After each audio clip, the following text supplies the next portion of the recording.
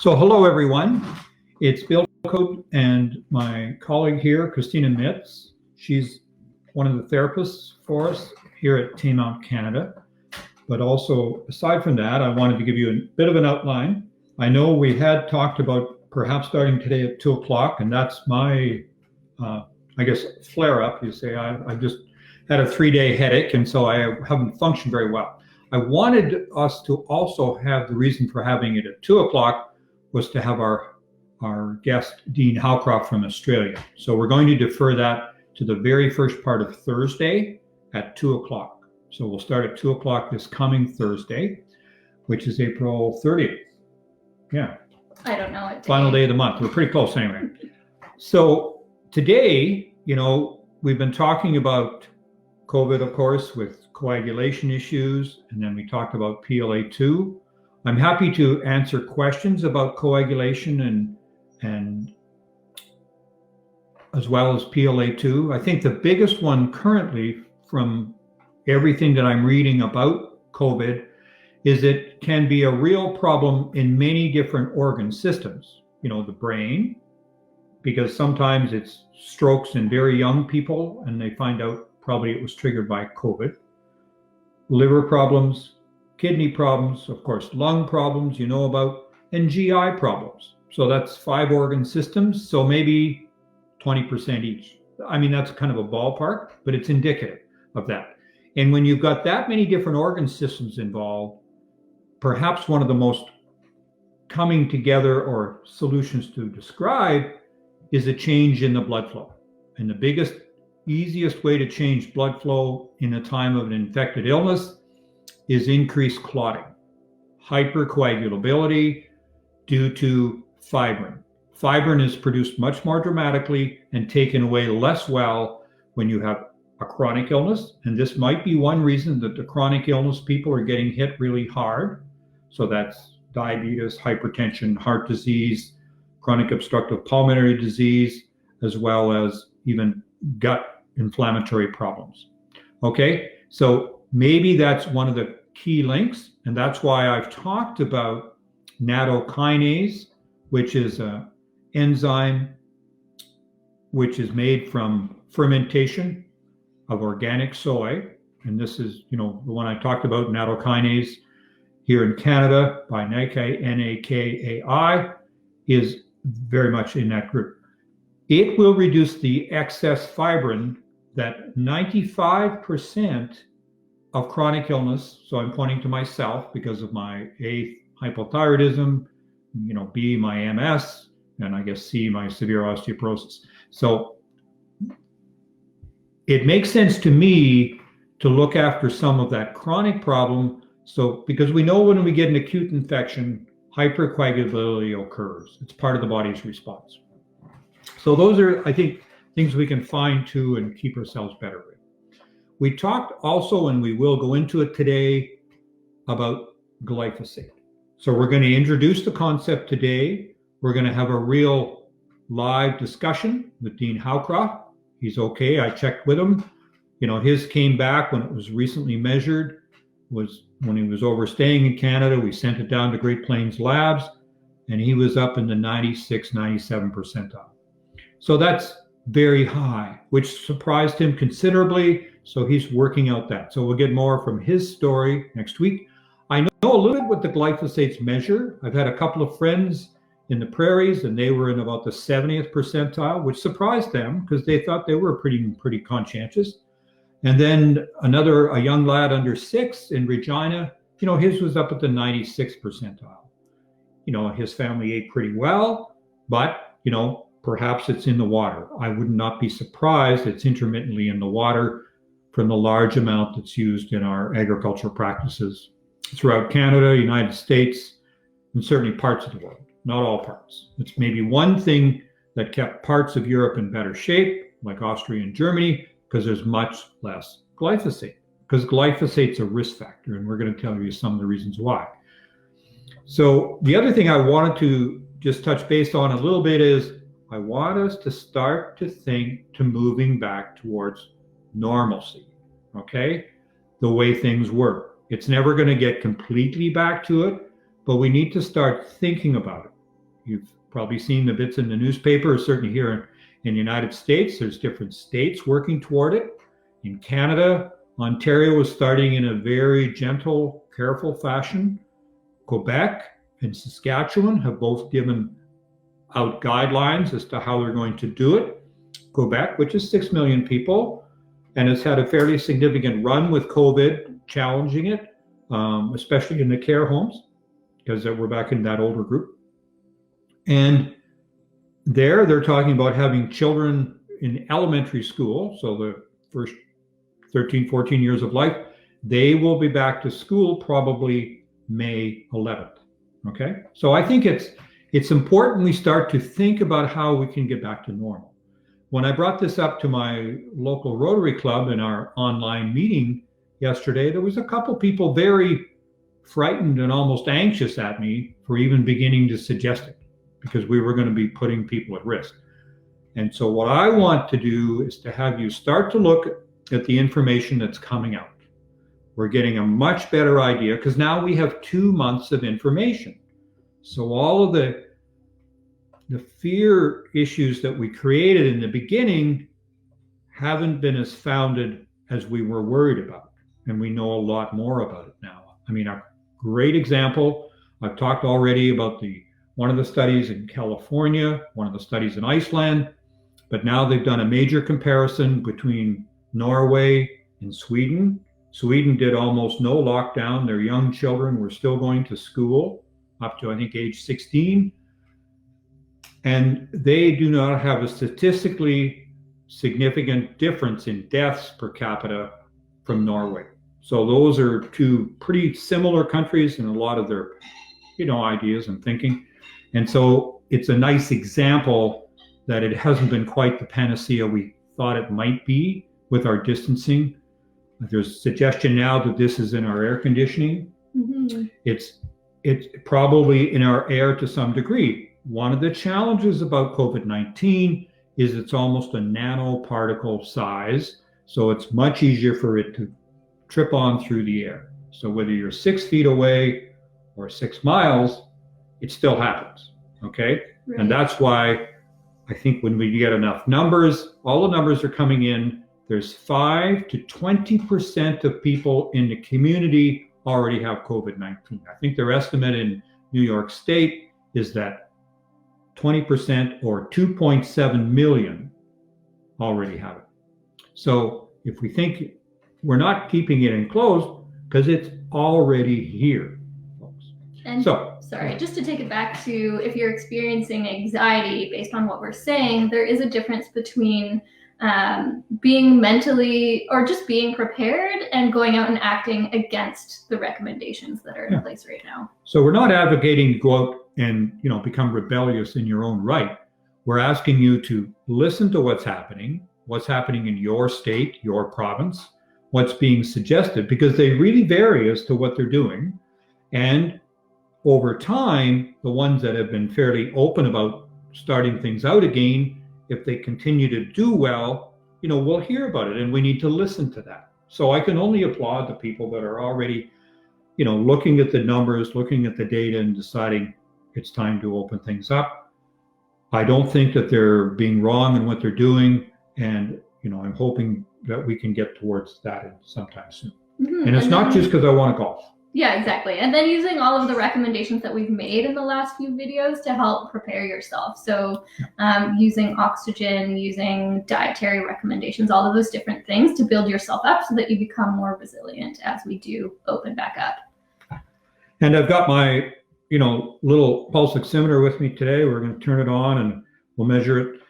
The old phrase was, when you get to cardiac arrest, first thing you should do is check your own pulse, because that's, indicative. If you're super fast in your rate pulse, then you're probably in adrenaline mode and you're probably not thinking too clearly. But it just came out in an article in the Irish Times, so that parts of Ireland are using the pulse oximeter as one of their indicators as to how people are doing. And it allows them nearly 24 hours awareness ahead of time rather than just an hour when people do all of a sudden badly and we thought they were doing okay. So pulse oximeter is still a very useful piece in it. Happily, I'm at 99 here at sea level, and I expect you're better. or every bit as good. But the pulse oximeter is still a useful tool, and it will be useful to you long term, because anytime you're worried you're having a heart attack or an asthma attack or any other variation in being unwell, check your pulse oximeter. If it's got a really high heart rate, you might be heading to the emergency room. If it has very low oxygen, you should do something about it. Okay? So we can all do.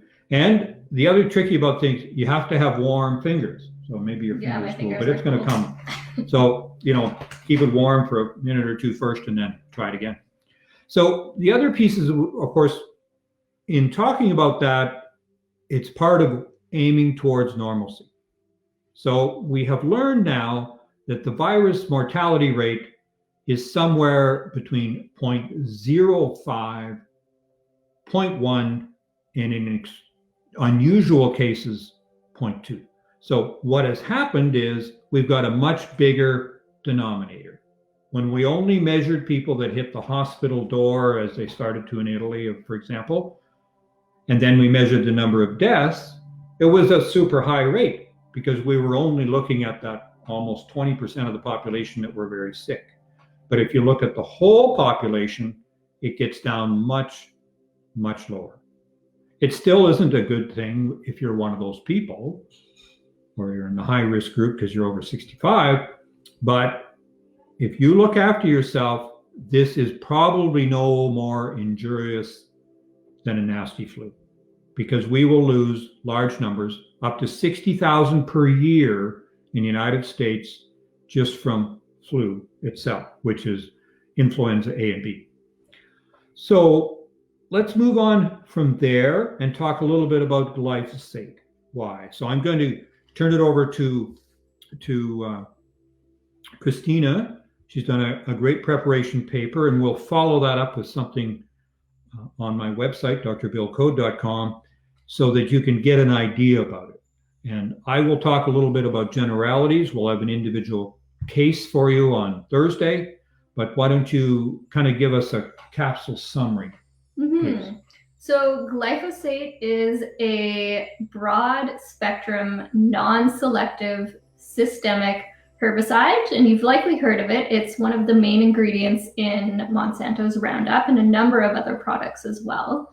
The reason it's of concern right now, and the reason we're bringing it up in these videos, is because it may play a role in some of these high risk factors for coronavirus. And it also just in general fills up your bucket. So if you think of total body burden, this is sometimes a phrase we use to describe how much your body can handle. So how many toxins are you holding? How much stress are you dealing with? All of these different things. Your body, everyone has a different limit as to what they can handle. And glyphosate is definitely going to be one of those things that is impacting your total body burden.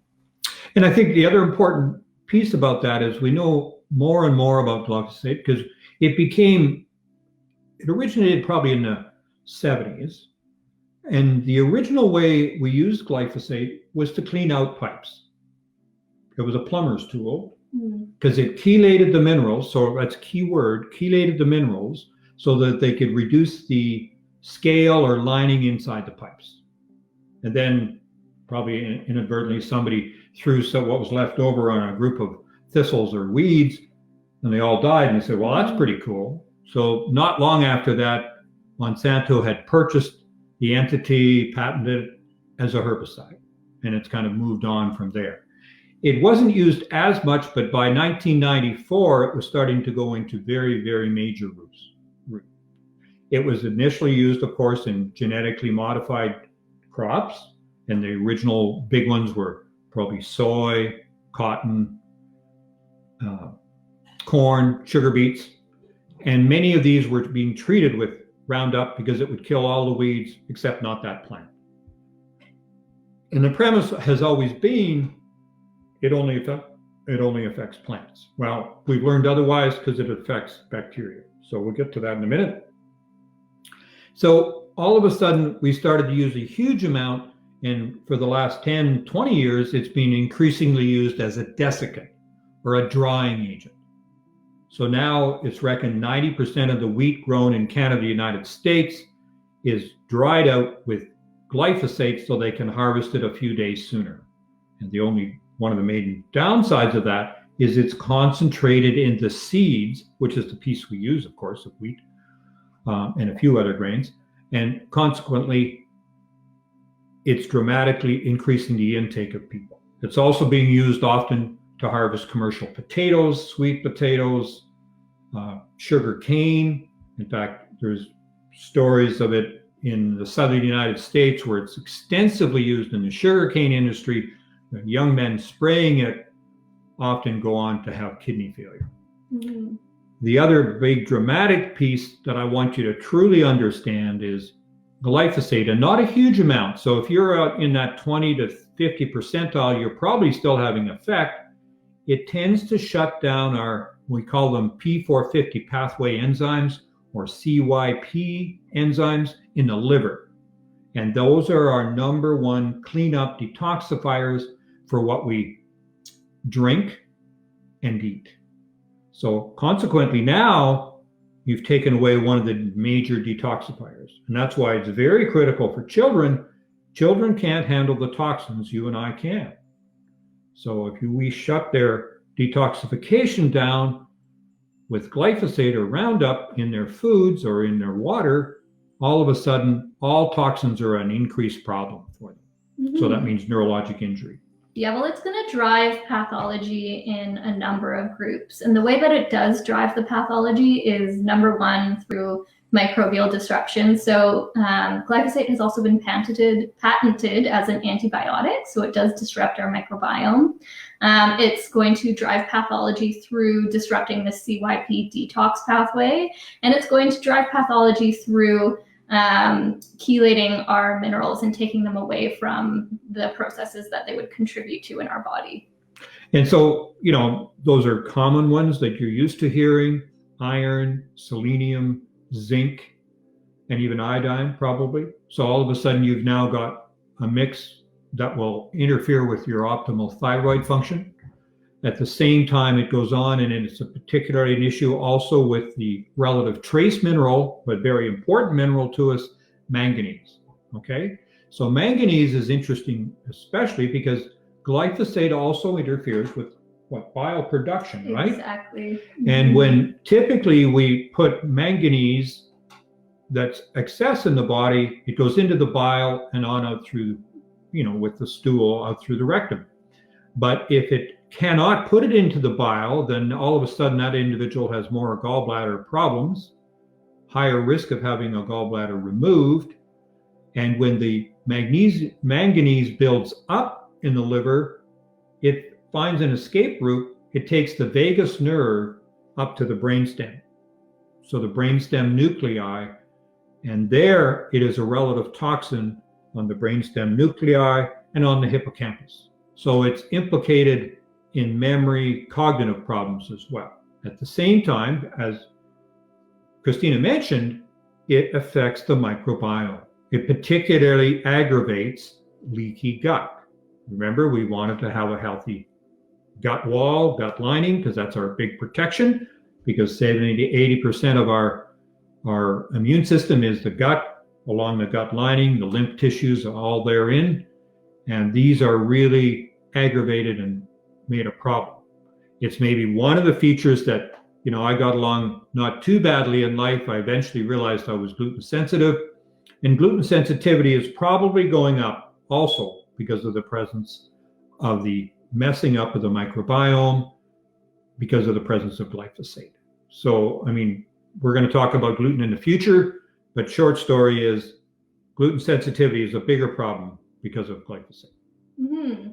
And then just to tie it back to the manganese, so it's actually kind of paradoxical how the glyphosate will chelate manganese so that we have too little of it in some places, but then we have too much of it in other places like the brainstem. So one of the places that manganese is required is in the gut, and our gut microbes will use manganese to help protect themselves from oxidation, especially the lactobacillus species seem to do this.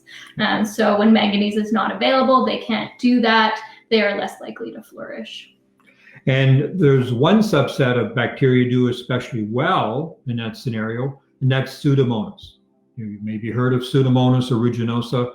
It's often there in the chronically ill, the chronic lung problems, think cystic fibrosis, COPD. And, 20% of lethal pneumonias are Pseudomonas, okay?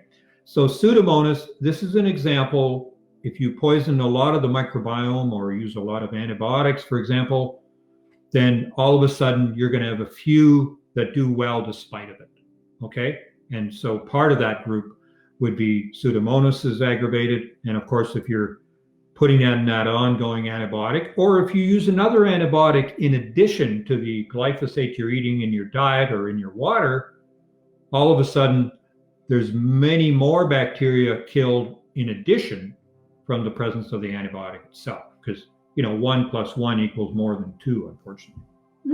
And then we also see in studies that with low dose long-term exposures to a single antibiotic, so say glyphosate in this case, we know it's patented as an antibiotic, that will drive antibiotic resistance. Yeah, so it has a subset of those bacteria that can handle the antibiotic because we're chronically giving it. I mean, we've always said it, it isn't a great idea because we use a lot in growing animals faster, because if you kill off, and there's some subtleties in here I want you to hear, if we kill off some of the bacteria in the body, they gain weight faster and they become obese faster. So that's maybe a rosy thing if you're raising pork or beef or chicken, but it's not such a rosy thing if you're turning out obese individuals. And I think it's a piece of the obesity crisis that we've all, got or worried about. Yeah, exactly.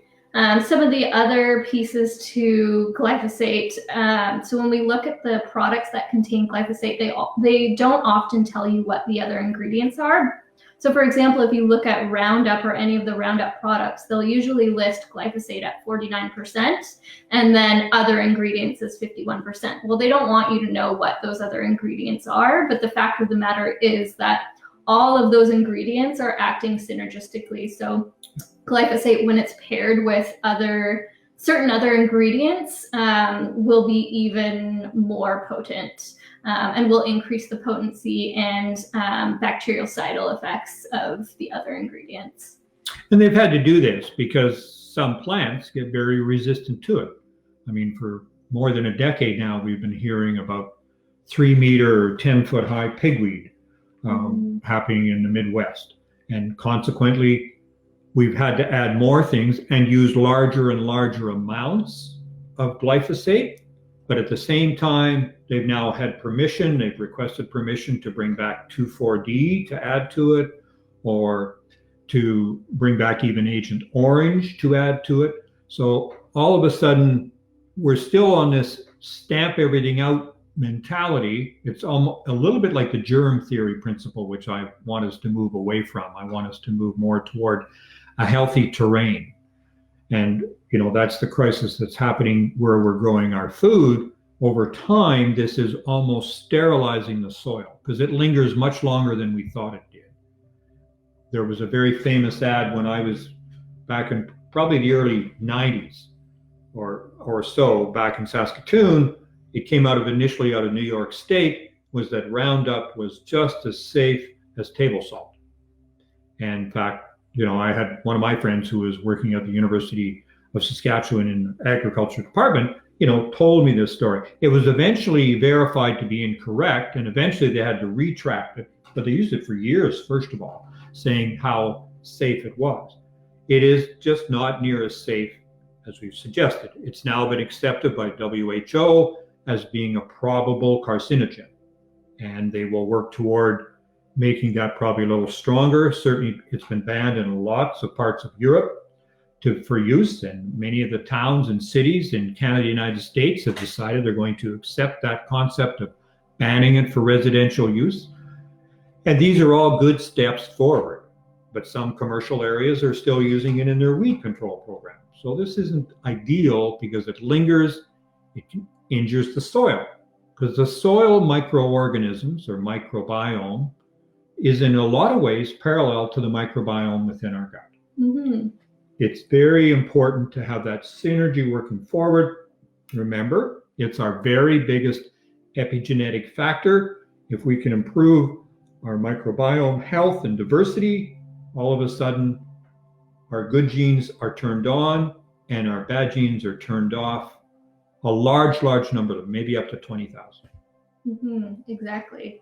Well, this might be a good time to get to some of these questions that have built up. And there is one from last week's video. I just wanted to make sure I remembered to answer this question, but someone had asked if they have an allergy to soy, what can they use instead of nattokinase? And a good replacement would be serrapeptase. So there are studies showing that serrapeptase can also break down fibrin. Yeah, so serrapeptase is one, and another one is lumbrokinase, which remember is the name Boloke, Boluoke. So any one of those three will be effective, and you will have some benefit from the general digestive enzymes, but those are the three specifically probably help break down fibrin the best. Because remember, that excess fibrin that's laying around, lining the endothelium or the lining of the blood vessels, will dramatically reduce oxygen transport. So that's another important reason we want to minimize it, because oxygen transport is really key in the presence of COVID-19. Okay, next question. Kristina, can you comment about our city water containing chloramines and how drinking it can impair the immune system? So the last time I looked into this was 2 years ago, and at that point in time, there wasn't anything in the literature about the impact that chloramines might have, but I have kind of just personally lumped it into the negative group. The tricky part with chloramines is they can't be boiled off. And we don't have any data to show that they are removed by filtration, but I would imagine they would be, I'm guessing that they would be removed by certain filters. So if you use a reverse osmosis or Berkey filter or something like that. The reverse osmosis probably is only the decent way that you'll remove them, because they're bound to them. And, you know, we know that they're there to reduce the bacteria within our water, of course. However, we do know that they will injure some of the bacteria within our microbiome. So if you're trying to optimize your microbiome well-being, and you know that that's pretty heavy duty in the area that you live in, which is pretty common in much of Canada, United States, and certainly in the major cities, then you would consider at least doing, you know, that filter in the fridge will reduce some of it, just the same as we've all learned long ago. You don't take ordinary tap water with chlorine in it, put it in and put your fish in it, because the fish die. What's that tell us? Okay, but if you leave it overnight, so that much of the gas chlorine moves off of it, then often they will tolerate it. Okay, but the only way to remove almost all of it is that reverse osmosis filter, $200 or $300 under your kitchen sink, and that's the only water that you drink of your household water. And just for anyone who doesn't understand, chloramines are when chlorine binds to organic matter and they become chloramines. Okay. What foods are high in manganese? Many get anxiety from taking the supplement. So foods higher in manganese include leafy greens. And yes, it's preferable to get it from food if you can. Sometimes if people are getting anxiety from manganese, it could be because it's triggering dumping of copper. Yeah. So, and manganese, it's an important trace mineral we all need, but when we get that feedback suggestion that it's increasing anxiety, then we have to try and tease out what else is going on at the same time. And remember, manganese isn't the only issue, because this affects and chelates virtually all minerals. So the ones who will be super affected are the ones who are already on a protein pump inhibitor, because that dramatically reduces iron absorption and other mineral absorption. So if you take the two together, you've got a real problem with mineral absorption. So even taking a multivitamin, multimineral probably won't solve your problem. And all of this is a little more aggravated because in the last 50, 100 years, we've dramatically reduced the amount of minerals in our soil because we haven't replaced them as you might on an organic farm with organic all-containing things. So often we're adding the fertilizers in the ordinary trio group, but we're not putting in many of the trace minerals. Right. And then also just based on what we said a couple minutes ago about the manganese having too little in one area and too much in another area. So if someone is glyphosate toxic and they are trying to take a manganese supplement, you're more likely to experience anxiety because you're going to be sending that manganese up into the brainstem. Yeah. Yeah. So it might be a really good clue in those things. And, so that's an extra piece to consider. For example, the point of return people. When they're helping people taper off medications, because all of these things tie in together. So, are there any others? Okay. Bruce says, let's get it banned. Yeah, well, I'm in, but I don't think it's going to happen overnight. Oh, and then we covered Penny's question about the... the alternative. Yeah. Okay. So the other interesting thing that's happening, many of you will have heard about non-alcoholic fatty liver disease. And I didn't realize it until we were reviewing the information right now. One of the contributing factors to non-alcoholic fatty liver disease is glyphosate. I've been on the drum before because we know it's also aggravated by high fructose corn syrup. And each of those, and it's now recognized that non-alcoholic fatty liver disease is passing and superseding in the population alcoholic fatty liver disease, not because alcoholism is any less frequent. It's just that this has become dramatically a secondary factor to injuring your liver. And remember, without your liver, you don't do well very long. Mm-hmm. Another clue that you might be glyphosate toxic would be if you have kidney problems. So with the liver less able to process toxins, there's going to be more weight pushed onto the kidneys. And one of the favorite ones to talk about that is arsenic poisoning. Now, arsenic's pretty significant. If you're around a coal-fired energy power plant within about a 25-mile radius, you're getting a reasonable amount of arsenic on your land and in your garden and all these pieces. So those people will be extra high risk, and arsenic is around. But arsenic is typically sorted by the P450 pathway in the liver. It can handle a reasonable amount. Can't handle over the moon amounts, of course. But when the liver is shut down as a detoxification agent, we're thrust back onto more emphasis on our kidneys and even on our lungs, because the lungs try and clean out the air that we breathe for the toxins in it. And that's why each of those three organisms are very key to have their glutathione base to them. And of course, regular glyphosate intake depletes your glutathione dramatically, and it's your number one inside the body antioxidant.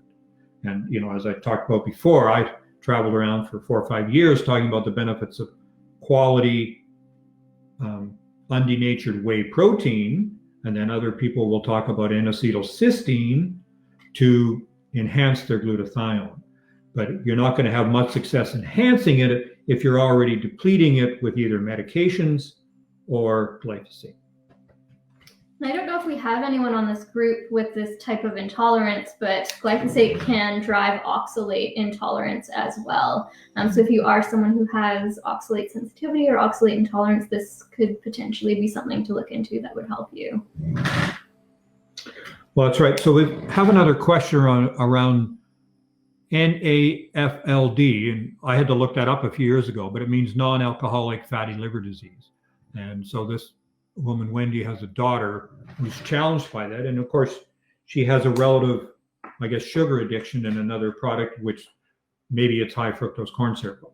I don't know. I think she meant to say wheat product. Okay, wheat product, fair enough. But the challenge in there, of course, is almost all sugar is really high in glyphosate, because 97% of sugar beets are GMO, genetically modified, and almost 100% of cane sugar is harvested now with that drying agent of desiccation from Roundup. Mm-hmm. So both of those are super high concentrated, and so is almost all wheat. Unless you're eating organic wheat, you haven't got a chance. And if you're eating organic wheat, then you have to hope that the water isn't contaminated with it. I think we're starting to realize that we may even get some contamination in the water cycle, in the rain cycle. But in the short term, at least we can hopefully look after it. Okay, we've got another question a couple years ago about having an antibiotic 2 years ago. It was from Sherry. It happened to put her into acute liver failure. She was put on a transplant list. However, happily she improved some, recovered, but to this day, her side is always sore. And with the damage she does have to fatty liver, how can we go on down? Is that related, and does that cause a secondary B12 anemia? Well, it could well, because the bacteria that are messed up and interfered with glyphosate and some antibiotics are the ones that produce most of our B12. Mm-hmm. And the other group, of course, are the vegans. They need B12 supplementation. And if there's any doubt about a low B12, you can, of course, get it measured. That isn't perfect because it measures every B12 type in the body.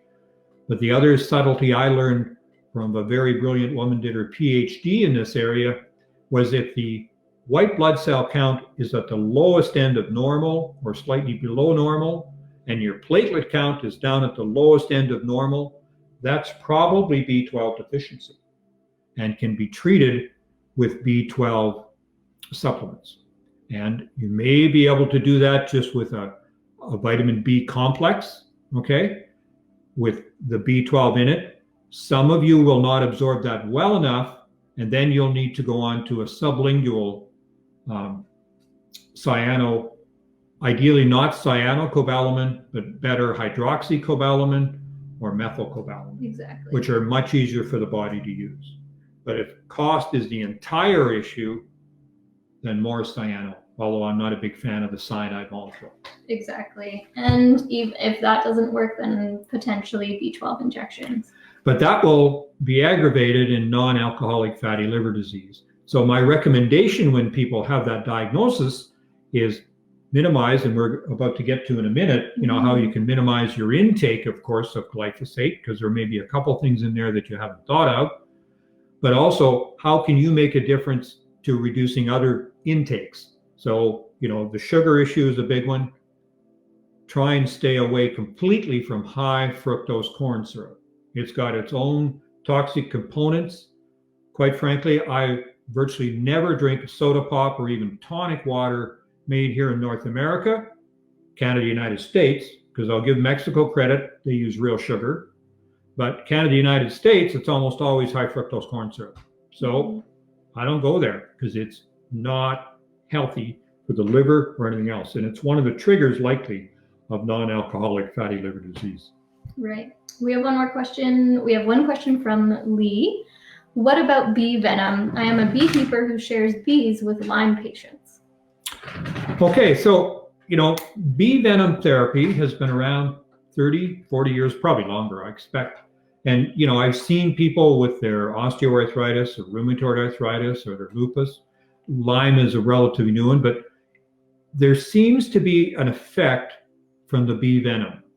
And so we talked last time a little bit about PLA2, and I'm wondering whether it's making a somewhat of a difference in your PLA2 levels is maybe one of the reasons you're temporarily getting a break from the excess inflammation, because almost all of these illnesses are excess inflammation in a part of the body or generalized throughout the body. So anytime we can reduce that, that may be what the bee venom therapy does. I can't recommend it overall because it hasn't really borne out, and in almost no one does it can persist after benefiting them for a year or two. There isn't too many that it's benefited their entire life.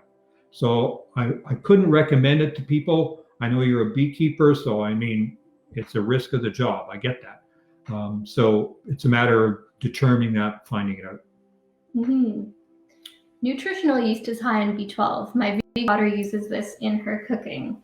So actually, the nutritional yeast isn't high in the form of B12 that the body actually uses. So it's kind of like a catch-22 there, unfortunately. Because remember, I had said to you that the B12, when we measured in the body, and there's quite a wide range, so I do measure it from time to time because I find that some people, when they get a number, they're more inclined to believe my recommendations. I would much rather it be on the high side. there's any doubt at all about B12 deficiency, and because it can make a profound difference, and some people do not improve until they get into an injectable B12. Okay, so it's not something you want to be at the low end of normal for. So I would suggest, if you can possibly, get your white blood cell count and your platelet count, which happens in a coronary so-called complete blood count, and get the numbers. And if you're at the lower end of normal of platelets and the lower end of normal of your total white count, you've probably got B12 deficiency, and increase the intake, because it's incredibly safe for a large amount intake. The body tends not to absorb it if it has sufficient amount. And one of the ways you can enhance it, of course, is enhance the viability and diversity of your microbiome. Kelly is asking, is there a test to determine your levels? And if they are high, how do you lower your levels? So yes, there is a test for your glyphosate levels. We tend to use the Great Plains test.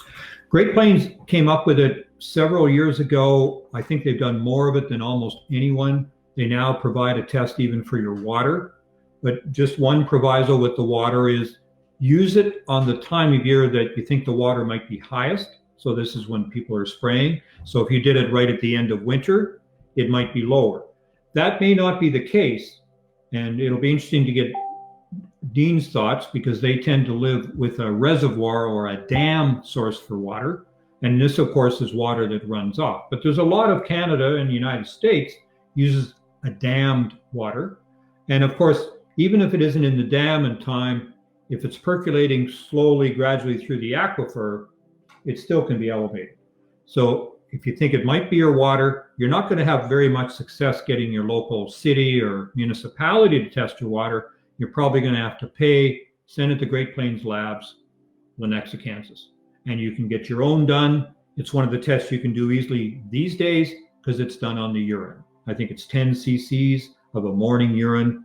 And they also now have 170 or 180 different other organic compounds that they can test for. So if you're worried you've had exposure to a certain group of herbicides, pesticides, or maybe you've been into paint work or these sorts of things, risk factors, then that's the place you can get them all tested. And it's all done on the urine. Mm-hmm.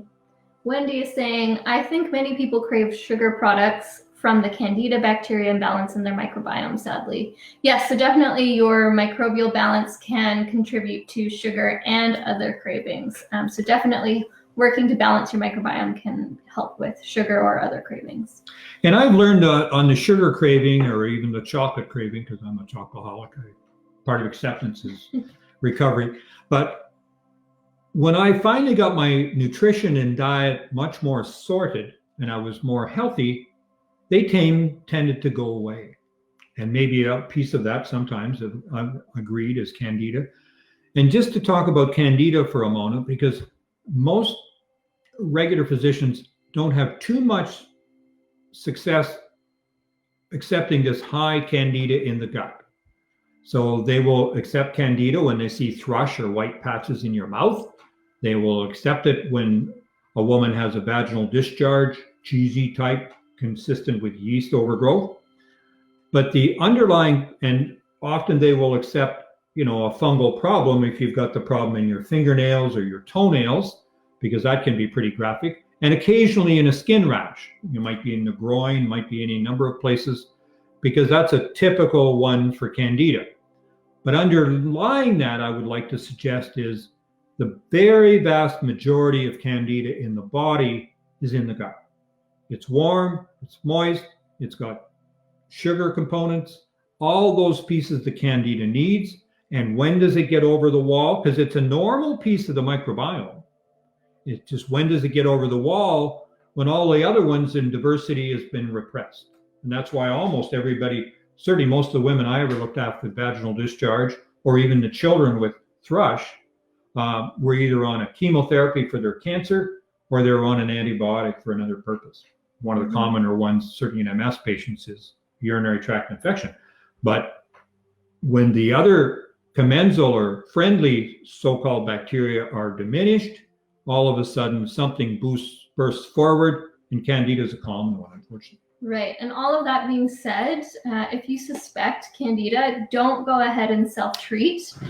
Make sure that you actually get properly tested. So if you refer back to whichever video it was where we spoke to the future of testing, so not using culture-based testing, but using PCR-based testing, you can get tested for Candida and see if it's there, because we do see quite a few people come through our clinic who have been self-treating for Candida for a long time, and that's not even necessarily their problem. And another way you can test for Candida overgrowth and Clostridium particular overgrowth sometimes is the organic acid test, which is done at Great Plains, because you get an excess amount of arabinose, and that's a breakdown sugar product from Candida. And that shows up high, and that can really indicate that there's an overgrowth. And the other one is Clostridia, and certain components of that can even affect mental function and give even psychogenic problems, not unlike schizophrenia symptoms, even though it may not be the full-born thing. So we've had another question from Warren about his B12 apparently is low according to his physician, and is that related to his multiple sclerosis or MS? And it could well be. There's no question that vitamin B12 deficiency can hugely mimic MS. So a good clinician will be checking out your folate, your B12, and your B6, or replacing them if they're unable to test them. Now, some places can test them. The organic acid test will test those for you, yes. And methylmalonic acid is a urine test, which you can do to confirm, and you can do that even in Canada in our labs. Methylmalonic acid in the urine can say yay or nay to B12 deficiency. B12 is incredibly safe to take. So if I was in those shoes and I have MS, I always make sure I have enough B12 in my system. I would much rather have at the highest number in the testing that they do rather than the lowest number. No hero points for a low B12. It's too big a factor. And remember, B12 deficiency may not even be reversible, but can mimic MS, all right? So it's one thing to have in your diet right from the get-go as long as you can. And if you've already got a diagnosis of MS, you're not going to do yourself any favors by being lean on B12. Right. We have one question. I am allergic to seafood. Should I still try fish oils, or what else would you recommend? Can you tolerate algae oil? So algae oil, which is the choice taken by, vegans because they don't want to use fish. And that's one opportunity because there's a pretty decent DHA containing oil. So that's one of the two parts. The two key parts of omega-3 oils in fish oils is EPA and DHA. And most of the research about the safety, the reduced, sudden cardiac death, and the reduced arrhythmias and the reduced inflammation come with fish oils, as opposed to some of the other krill oils and other things. So my favorite is still is still fish oil. And because almost all allergies, when we talk about fish oil and fish, are the protein-based problem, okay? Well cleaned up fish oil, and this, in my case, in what I'm giving for an example, would be Nordic Naturals or 2 or 3 other ones, because they have cleaned up their fish oils with CO2 extraction to take away the heavy metals and the other toxins that we've dumped into the ocean, okay? In the process thereof, and the process of a properly cleaned up fish oil, so that's not just straight salmon oil, which they squeezed out of the salmon and then sold you salmon in a can, but by getting that cleaned up, clean of protein oil, it's almost highly, highly unlikely that you're going to have a problem taking it, even though you might have sensitivity to fish. Right. And then some other plant versions would be the walnut, the hemp, and the flax. But as we've mentioned before, your body has to convert the plant-based versions of omega-3s to the versions it can actually use. So you're going to have to take a lot more.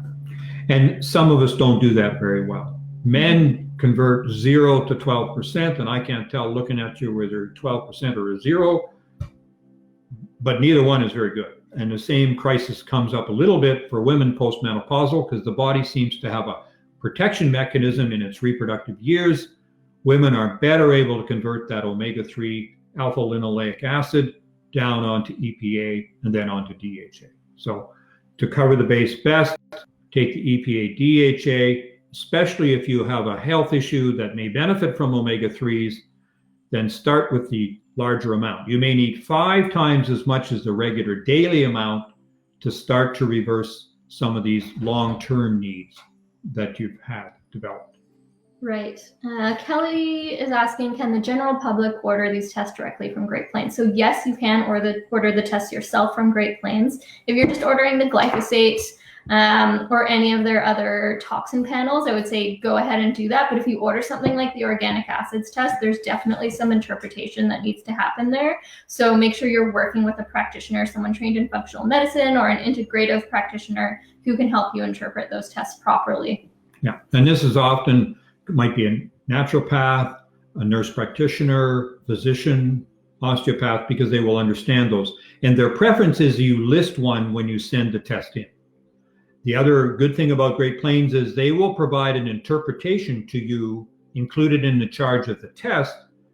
So they give you a printed out interpretation, but they also will provide a visit online or through the telephone to talk about those parameters. And the other interesting thing, just because we're talking about Great Plains at the minute, I talked about it because they're the only people at the moment that can do the urine testing on PLA2. And it's probably the PLA2 that's going up in the lungs, which is a small molecule, but it's measured in the urine, maybe the explaining factor to why, as the older you get, you produce more PLA2 in the lungs. And that might be one of the reasons that the elderly are doing much less well in the presence of COVID-19. So the only other corollary from that, Bill Shaw, who of course runs that lab, he's done a couple of fabulous videos. We attached it last time to the one talking about PLA2. He did say in that last webinar that I heard from him last week, by the 1st of May, they will have a blood test for antibodies for COVID-19, so both for IgG and IgM. Of course, it's in the process of being evaluated. Is it one of the ones to be accepted by the FDA? But I expect it will, because he does incredibly good work. And he reckons by the end of May, they'll be able to do the blood spot test, blood onto a paper, and then testing it for antibodies. So some of you will be wanting to know, do I have antibodies? I've had a friend of mine say he would pay $100 for the test. It's going to cost about $100 US to get it done. But that is in the pipeline, and that will give us a lot more explanation. And the hope is that when we get antibodies after we've had the actual illness itself, we probably will be antibody resistant to that group for 1 to 2 years, or maybe longer. Happily. Hopefully. So we have a question from Kelly. Doesn't excessive B12 for prolonged periods build up in the liver with potential negative effects? Almost never not, happily, because as long as the liver is working well, it's cleaning out any of the excess molecules and tends not to reabsorb the B12 in the terminal island, the lower part of the small intestine. So the body has its own protective loops for that, because there's regularly B12 produced by our bacteria and what we eat. And if you look at the people that take in a high amount of B12, because maybe they're major carnivores or huge number of eggs, B12 buildup in the liver is highly unlikely. Now, if you're injecting it, some of the other components, maybe they're going to build up over time. But I've never heard of a liver toxicity problem from B12 alone. Happily. Mm-hmm. Wendy says, I heard seal oil was better than fish oil, but I've never tried it. I've never heard of seal oil either. But again, I mean, with the omega-3s, you can also get those from grass-fed meat. So specifically, grass-fed meat is higher in omega-3s, not grain-fed meat. And that's because the grasses, they don't have a lot of oils in them, but they're virtually all omega-3. And that's the advantage we have from parts of the plant kingdom. And because of the ruminants, the particular bacteria strains that are in the rumen or the multiple stomachs of the cow and the sheep, they are able to convert those into an omega-3 that's in the fat of the meat. And that's why grass-fed meat, which is virtually all we eat, is much healthier for you. So the other piece that fits along with that is trying to decide where you could get it with regard to seal oil. So I have heard about seal oil. There was a fellow who did some great research on it at the University in Newfoundland, and it probably has a lot of excellent components in it, but not everybody can get their head around eating it. I'm kind of one of the world experts on emu oil, which isn't a great source of EPA and DHA, so don't worry about that. But you start to learn all the other oils around the planet that are talked about. And seal, being a mammal and living in the ocean and eating fish that eat plankton, because plankton is the original origin of the omega-3s, just like plants are in the outside world for the cows and sheep. It's that storage and then that processing within the fish that goes up and into us, and the same happens in the seal. Mm-hmm. Well, we only have 4 minutes left, and we didn't really get to our recommendations as to what to do if you have glyphosate toxicity. Yeah. So why don't you start with those, and I can maybe fill in one or two more. Okay, so number one, and probably the most obvious, is to eat an organic, chemical-free diet. So limit your exposure in the first place. Even better would be to meet the farmers who are growing your food if you can. So if you shop at the farmer's market, or if you can use a CSA or something like that, and then you can be even more confident that they are not using something like glyphosate. Avoid genetically modified foods. So these foods are designed to be used with glyphosate. So definitely if you are shopping at the grocery store and you're looking at the packages, make sure that it says non-GMO. Growing and cooking your own food, and definitely that's helpful for us in so many ways. Filtering your tap water, so making sure that you use a reverse osmosis filter or some other form of filter. I know there are some experts who can get into this more specifically to do with the filter. So Laura Adler, she's an environmental toxins expert, and she speaks to specific types of filters that will filter out certain things. Avoid living in areas with high use of glyphosate, and use sauna if you can. Yeah, because sauna will help the body clean it up. And you first of all have to start bringing it in, stop bringing it into the body, and then the body will tend to clean itself up over time, but you can help it with the other methods. And we talked about GMO foods, but the advantage of organic is that will take away the people that desiccate their wheat and their potatoes and their sweet potatoes and their sugars, all of which are using a desiccant stage of Roundup or some equivalent with glyphosate in it. And consequently, you've got to avoid those if you're going to reduce the other. And if you live in an agricultural area, I would very frankly put a reverse osmosis filter under the sink so that all the water you drink in your household comes out of that single tap. Now, beyond just preventing your exposure to glyphosate, there are things you can do to support the body to detoxify itself. So, I mean, on the one hand, you're going to want to support the areas of the body that are being affected by glyphosate. And then on the other hand, there are certain studies that we can look to that show us certain compounds that actually help to detoxify glyphosate. And some of those things would include humic and fulvic acid. So these are the compounds that actually make our soil sticky, but you can purchase them as a supplement. There's quite a few different supplements out there. There's Restore. There's a number of other ones that contain humic and fulvic acid. So that is one of the ones that helps to detoxify glyphosate. Second to that was actually just drinking sauerkraut juice. So that was found to be helpful, and then using activated charcoal as well. So definitely binders and anything that is rich in probiotics and live bugs to help your gut detoxify glyphosate. So in summary, we've spent most of the session certainly on glyphosate, but it's very important because it's very doable. It's in everybody's purview and reach to work with it. the short story is it's going to take you away from eating most short order or fast food type places because they won't have looked after it. And tragically, parts of the world, particularly the United States, they supplement their soy and they supplement their corn growers, and consequently those things are cheaper. And that's why fast foods tend to be cheaper and taken in more when we don't have the dollars for them. But we've emphasized this time on glyphosate because it's a huge factor in the health of your microbiome. The diversity and health of your microbiome is probably the very biggest predictor of how your immune system is and how good a shape it's in, so it can be modulated, do its very best job of handling an outside the body infection like COVID-19. So we're going to start off on Thursday at 2:00, and we're going to have Dean Howcroft from Mollymook, Australia in New South Wales, and he will be our guest, and he'll talk a little bit about his MS journey, but also with regard to some of his glyphosate information. So thanks for joining us, folks. Hope you've had a good day. Be well and get ready to go back to normal.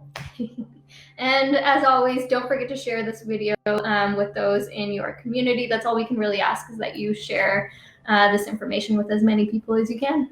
And if you have friends or family without Facebook, send them to Dr. Bill Code, DrBILLCODE.com. Click on blog, and they're all listed there under YouTube, along with the number of blog or podcasts that we've done. All right. And yes, Bruce disrupts the shikimate pathway in the microbiome, of course. Okay, bye for now.